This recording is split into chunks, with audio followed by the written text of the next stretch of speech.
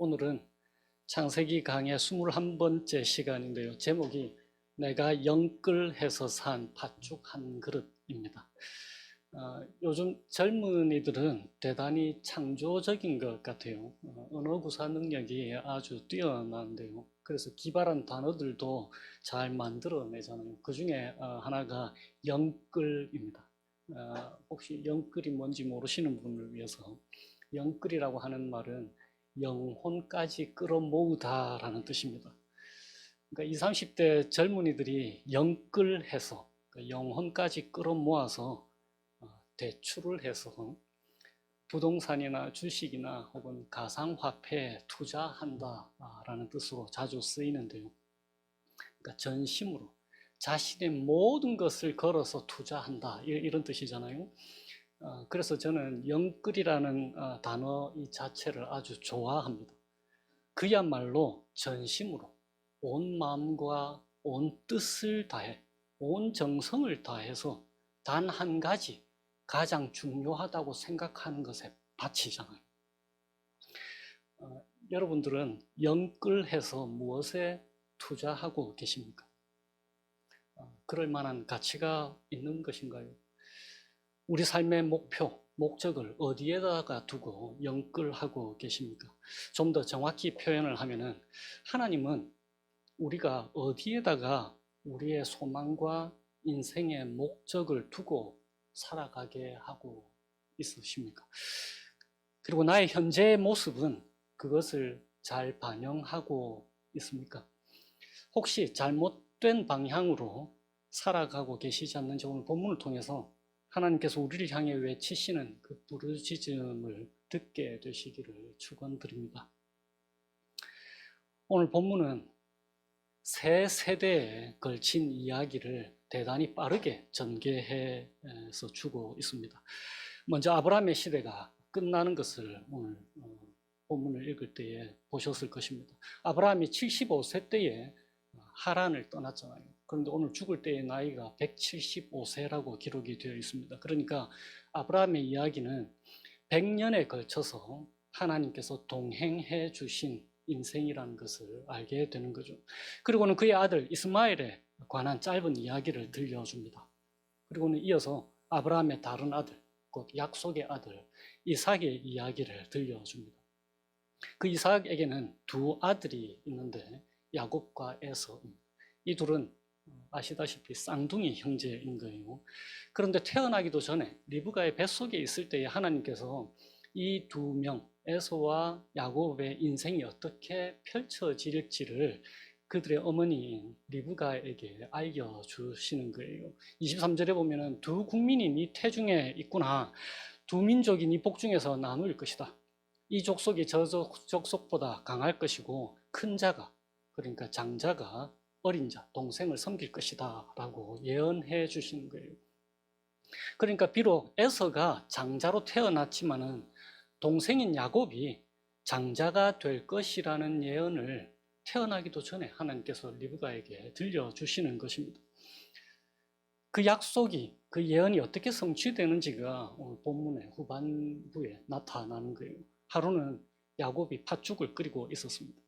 에서가 들 사람이어서 들에서 사냥을 하고 돌아온 거예요. 그런데 너무 피곤하고 지쳐 있습니다. 그래서 야곱에게 얘기하는 거예요. 30절에 피곤하다. 여기서 피곤하다라고 번역된 이 단어는 어떤 뜻이냐면은 배고파 죽겠다라는 뜻이에요.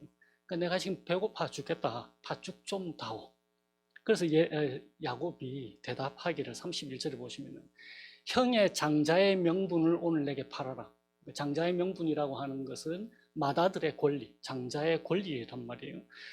그러니까 형의 그 맏아들의 권리를 나한테 먼저 팔아라. 그래서 에서가 말하는 거예요. 32절에 이제 배고파 죽게 되었는데 이 따위 맏아들의 권리가 뭐 그리 대단한 것이냐. 그래서 야곱이 나에게 맹세부터 하세요. 그래서 에서가 맹세하고는 장자의 명분, 그 권리를 야곱에게 팔아버리는 거예요. 그리고는 오늘 마지막 절 34절에 창세기 25장의 결론이 나오는 거예요. 에서가 장자의 명분을 가볍게 여김이었더라. 라고 기록되어 있습니다.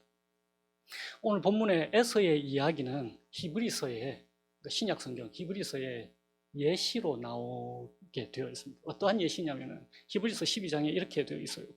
한 그릇 음식을 위하여 장자의 명분을 판 에서와 같이 망령된 자가 없도록 살피라. 너희가 아는 바와 같이 그가 그 후에 축복을 이어받으려고 눈물을 흘리며 구하되 버림바가 되어 회개할 기회를 얻지 못하였다 라고 히브리서에서 기록되어 있습니다.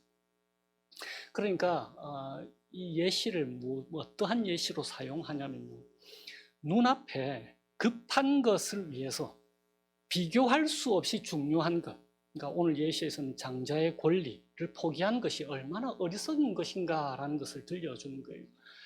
그러니까 팥죽 한 그릇에다가 장자의 권리는 그 당시 어떠한 권리였냐면요, 아들이 예를 들어서 3명이면은 장자에게는 다른 아이들에 비해서 다른 아이들의 2배를 유산으로 물려주는 거예요. 오늘 에서와 야곱 같으면은 야곱이 받을 것의 2배를 에서가 받게 되어 있는 거예요. 그러니까 그 가치를 팥죽 한 그릇과 비교할 때 비교할 수가 없는 거잖아요. 그런데 에서가 잠깐의 배고픔을 해결하기 위해서 장자의 명분, 그 권리를 맹세하면서 야곱에게 내다 판 것입니다. 우리는 어떻습니까? 에서처럼 어떤 소중한 것을 희생해서 팥죽 한 그릇을 사려고 하고 계십니까? 어떤 사람에게는 영끌해서 투자, 많은 돈을 벌겠다, 부자가 되는 것이 팥죽 한 그릇일 수 있을 거예요. 어떤 사람에게는 영끌해서 외모 잘 가꾸는 것, 얼짱이 되는 것, 혹은 건강, 몸짱이 되고 싶어서, 어떤 사람에게는 삶의 즐거움, 안락함이 될 수가 있고, 어떤 사람에게는 지위나 명예가 팥죽 한 그릇이 될 수 있는 거예요. 이런 것들이 나쁘다는 것을 제가 말한 것이 아닙니다. 하나님은 우리가 자신을 잘 가꾸기 원하시잖아요. 건강하기를 원하십니다. 목표를 세우면서 사는 것을 원하시는 거예요. 무계획적으로 사는 것을 하나님이 원하지 않으십니다. 본문이 말씀하고 있는 것은 무엇이냐면은, 이런 것들이 비록 좋은 것이지만 비교할 수 없을 만큼 더 소중한 것, 영원한 것을 희생해 가면서 추구할 만한 가치가 있느냐 하는 것을 돌아보게 하는 거예요. 그 질문에 대한 답을 해보라고 요구하시는 것입니다. 내가 지금 영끌해서 전심으로 추구하고 있는 것이 무엇인지 보게 하시는 거예요. 그러니까 우리에게 이렇게 말씀하시는 것입니다. 영끌해서 정말로 가치가 있는 것에 전심을 다해야 하는데, 어리석게도 별로 가치가 없는 것, 그것에 전심을 다하고 있지 않느냐 하는 거예요. 에서가 영끌해서 산 팥죽 한 그릇은 사실상 세상이 약속한 달콤한 유혹을 상징하는 것입니다. 나의 배고픔을 영원히 해결해 줄 것 같은 그 달콤한 말이에요. 배고픔을 해결해 주기는 하는데 잠깐 동안만 그러는 거잖아요. 나의 배고픔을 영원히 해결해 주실 분은 오직 한 분, 하나님밖에 없지 않습니까? 에서처럼 내가 영끌해서 산 팥죽 한 그릇 이야기는 우리의 눈을 예수 그리스도께 향하게 도와줍니다. 우리의 왕 되신 주 예수 그리스도께서 우리를 위해서 무엇을 하셨습니까? 이사야 53장에 이렇게 기록이 되어 있습니다. 그가 자기 영혼을 버려 사망에 이르게 하며 범죄자 중 하나로 헤아림을 받았음이니라. 그러나 그가 많은 사람의 죄를 담당하며 범죄자를 위하여 기도하였느니라. 이삭의 장자였던 에서는 잠깐의 배고픔 해결하려고 영끌해서 팥죽 한 그릇 샀잖아요. 그런데 하나님의 장자 되시는 우리 주 예수 그리스도께서는 영끌해서 자신의 핏값으로 죄의 노예 상태에 있는 우리를 사셨단 말이에요. 그래서 우리를 자유케 해 주셨습니다. 영끌해서 우리를 먹이시는 생명의 떡을 우리에게 제공해 주신 분이 바로 우리 주 예수 그리스도이십니다. 한 그릇 팥죽이 아니라 생명의 떡을 우리에게 주셨습니다. 영끌해서 영원히 목마르지 않는 생수를 우리에게 제공해 주신 분이시라 하는 거예요. 예수님의 피값으로 사신 것이 무엇입니까? 팥죽 한 그릇이 약속한 그 달콤한 유혹과는 비교할 수 없는 더 큰 권리, 우리가 하나님의 자녀가 되는 그 권리를 우리에게 영끌해서 피값으로 사다 주신 거예요. 그래서 예수님이 독생자, 외아들이시잖아요. 외아들.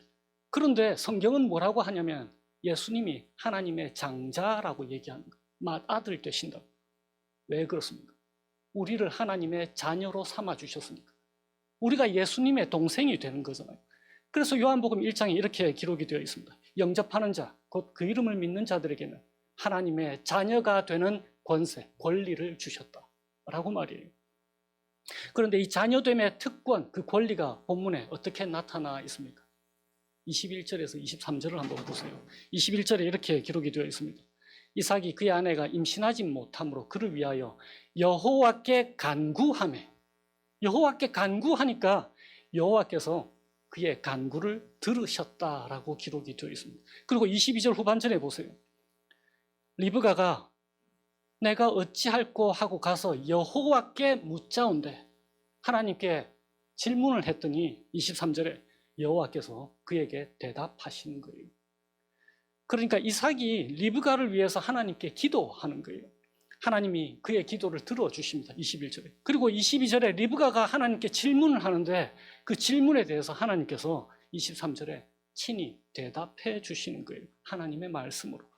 그러니까 하나님의 자녀되는 권리, 그 특권이 무엇입니까? 기도하고 질문하고 대답하는 것. 그것을 뭐라고 표현하냐면 본문에서 11절이에요. 하나님이 그의 아들 이삭에게 복을 주셨다. 하나님이 그의 아들, 아브라함의 아들 이삭에게 복을 주신 것을 이렇게 표현하는 거예요. 그리고는 11절에 계속 한번 보세요. 이삭은 브엘 라헤 로이, 근처에 거주하였더라. 브엘 라헤 로이가 무슨 뜻이라고 했었습니까? 나를 살피시는 살아계신 이의 우물. 그러니까 하나님과 그의 자녀들 사이에 대단히 친밀한 관계를 말씀해 주고 계시는 거예요. 간구를 들으시고 질문에 답하시고 우리와 친밀한 교제를 갖기 원하시는 하나님이신 것을 오늘 본문이 우리에게 들려주시는 거예요. 단지 이삭의 기도를 들으신 것이 절대로 아닙니다. 이삭이 간구하니까 하나님께서 그의 간구를 들으셨다고 되어 있는데 단순히 이삭의 기도를 들으신 게 아니에요. 리브가가 자식을 갖지 못하고 있잖아요. 그런데 하나님께서 이미 아브라함에게 무엇을 약속하셨습니까? 너와 내 자손에게 이 가나안 땅을 주겠다라고 약속하셨잖아요. 그런데 이 약속이 이루어지려면 무슨 일이 반드시 일어나야 합니까? 이삭이 아들을 낳아야 되는 거예요. 이삭이 반드시 아들을 낳아야 하는 거예요. 그러니까 하나님께서 이삭과 리브가에게 왜 자녀를 주시지 않으셨을까요? 20년 동안 40년, 이삭이 40세에 결혼했고 60세에 오늘 아들을 낳았다 되어 있잖아요. 20년 동안 왜 하나님께서 이삭과 리브가에게 자녀를 주지 않으셨을까요? 하나님의 주권적인 일하심과 다스리심을 이삭을 통해서 이삭과 함께 하기를 원하시는 거예요.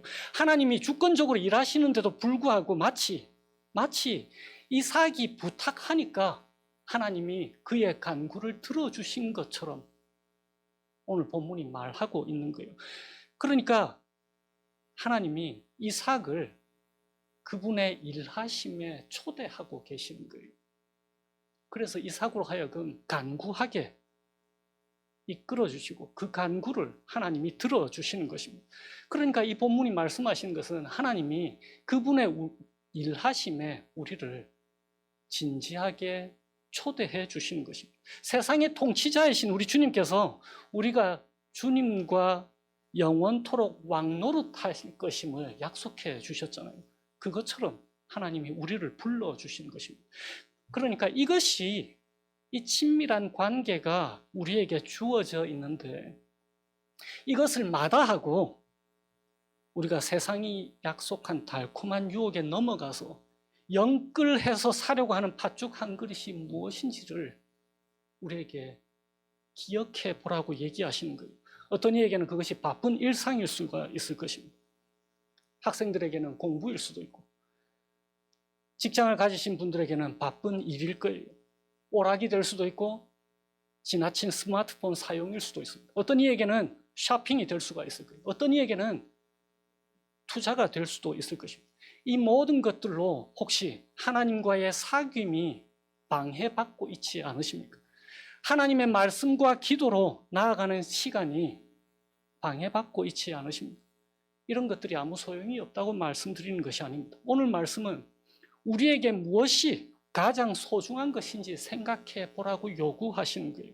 매일매일을 주님께서 나와 함께 가자, 사랑하는 자여 나와 함께 하자라고 외치시는 것이 기도와 말씀에 우리의 우선순위를 다시금 재확인하기를 원하시는 외침인 거예요. 윌리엄 템플이 이런 예를 들었습니다. 이 세상은 마치 어떤 장난꾼이 남의 상점에 들어가서 쇼윈도에 버려놓은 상품들의 그 가격표를 모두 바꾸어 놓은 현상과 같다라고 말이에요. 그러니까 그 장난꾼이 무슨 일을 했냐면 비싼 물건에는 낮은 가격표를 딱 붙여놓고 아주 싼 물건에는 비싼 가격표를 붙여놓은 것과 같다라고 얘기한 거예요.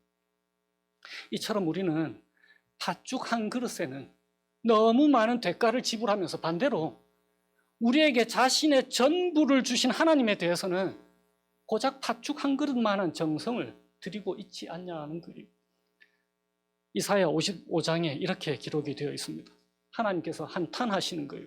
너희가 어찌하여 양식이 아닌 것을 위하여 은을 달아주며 배부르게 하지 못할 것을 위하여 수고하느냐. 내가 너희를 위하여 영원한 언약을 맺으리니 곧 다윗에게 허락한 확실한 은혜이니라 라고 말이에요. 이 말씀에는 우리에게 장차 예비된 약속이 담겨져 있습니다. 디모데후서예요. 나는 선한 싸움을 싸우고 나의 달려갈 길을 마치고 믿음을 지켰으니 이제 후로는 나를 위하여 의의 면류관이 예비되어 있다. 그리고 주의 나타나심을 사모하는 모든 자에게 예비되어 있다라고 사도 바울이 기록하고 있는 거예요. 그러니까 오늘 본문이 출애굽 중인 이스라엘 백성들에게 어떤 의미로 다가왔겠습니까? 그들이 40년이라고 하는 그 잠깐의 광야 생활을 인내로 견뎌내 볼 수 있도록 격려해 주는 말씀인 거예요. 그들에게 약속하신 그 약속의 땅, 가나안 땅이 기다리고 있습니다. 바벨론 포로 생활을 하던 유대인들에게는 오늘 창세기 25장이 어떤 의미로 다가왔겠습니까? 그들의 70년 포로 생활을 조금 더 인내해 볼 수 있도록 격려했을 거예요. 왜냐하면 다시 그들에게 약속하신 땅으로 하나님께서 돌아가게 하실 거니까. 마찬가지로 오늘을 사는 우리에게는 어떻습니까? 영원한 하나님 나라를 위해서 잠깐의 이 땅에서의 삶을 인내해 볼 수 있도록 우리를 위로해 주는 말씀인 거예요. 주님의 성령께서 우리가 영끌해서 전심으로 추구해야 될 것이 무엇인지를 생각나게 해주십니다. 그래서 하나님께서 우리가 이 땅에서 영원한 것을 소망하면서 살 수 있도록 우리에게 힘 주시는 것입니다. 그리고 그 소망 포기하지 마라 라고 말씀해 주시는 것입니다. 그러니까 힘들고 어려운 일이 닥칠 때마다 성령 하나님께서 우리로 하여금 하나님께 간구하게 하시는 거예요. 이삭이 간구하게 하셨던 것처럼 우리의 간구를 그렇게 해서 하나님께서 들으시겠다라고 약속하시는 거예요. 우리에게 때때로 도무지 이해가 되지 않는 일들이 생길 수도 있습니다. 하나님께서는 그때에 내게 물어보라 라고 리브가에게 다가가셨던 것처럼 질문하라라고 우리에게 말씀하시는 거예요. 그러면 마치 사랑하는 부모가 그 자녀들과 사소한 대화도 기뻐하고 즐거워하는 것처럼 하나님께서 나랑 얘기하자라고 그 질문에 대답해 주시는 분이시라는 거예요. 그래서 우리가 이 땅에서 살아갈 때에 고아와 과부처럼 혼자 세상 짐을 다 지고 가야 하는 사람들이 아니고 하늘의 하나님, 땅의 하나님이신 그분께서 우리의 친밀한 아버지 되심을 경험하면서 살아갈 수 있도록 우리를 이끌어 주시고 또 보호해 주시는 분이시라는 것이 오늘 본문 말씀이 하나님께서 우리에게 주신 이유인 것입니다. 이 주님과 함께 한 주를 소망을 품고 인내하면서 살아가시되 우리의 아버지 되신 주님께서 우리를 그분의 사랑받는 자녀로 삼아 주셨다는 사실 기억하면서 살아가시게 되기를 주님의 이름으로 축원드립니다. 기도하시겠습니다. 오늘은 제가 시편 103편으로 기도하겠습니다. 주님, 참으로 그렇습니다. 인생은 그날이 풀과 같으며 그 영화가 들의 꽃과 같습니다. 바람 한 번 지나가면 곧 시들어서 그 있던 자리마저 알 수 없는 것입니다.